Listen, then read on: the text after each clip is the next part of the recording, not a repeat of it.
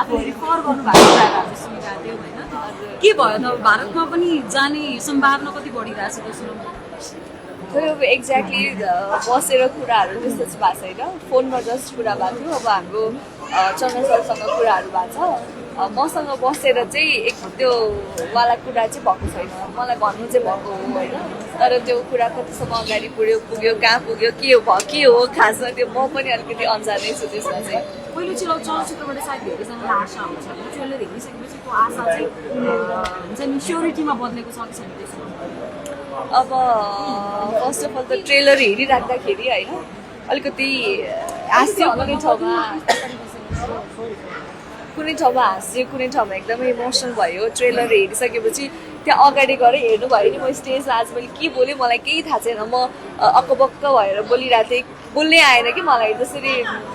के भन्नु अरूले कस्तो राम्रो बोल्नुभयो मलाई केही बोल्नै आएन सुरुमा अलिअलि राम्रो बोलेँ त्यसपछि मेरो दिमागै पुरै ब्ल्याङ्क भयो कि दिमागभरि चाहिँ ट्रेलर घुमिरहेको थियो मेरो होइन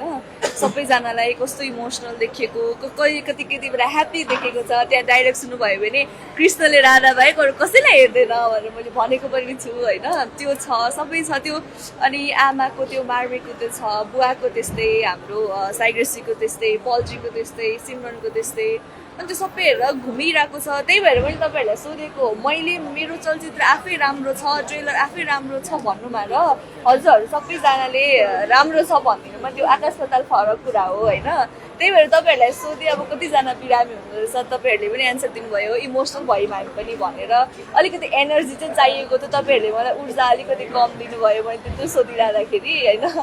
अब तपाईँहरूलाई राम्रो छ भनिदिएपछि अफकोर्स मलाई पनि लाग्यो कि राम्रै होला किनकि यति धेरै मिहिनेत गरेको छौँ चन्द्र सरले देखेको यत्रो वर्षदेखिको सपना पुरा हुँदैछ भर्खर होइन सपनाको हामी सबै भागीदार भएको छौँ त्यही भएर चाहिँ जहाँसम्म लाग्छ मलाई राम्रो होस् राम्रो भइदियोस् यो चलचित्रले अरू नयाँ अवसरहरू अरू नयाँ बाटोहरू खोलिदियोस् होइन पहिलो चलचित्रबाट अरू यस्तै नै आश गर्नु होला कृष्णको रूपमा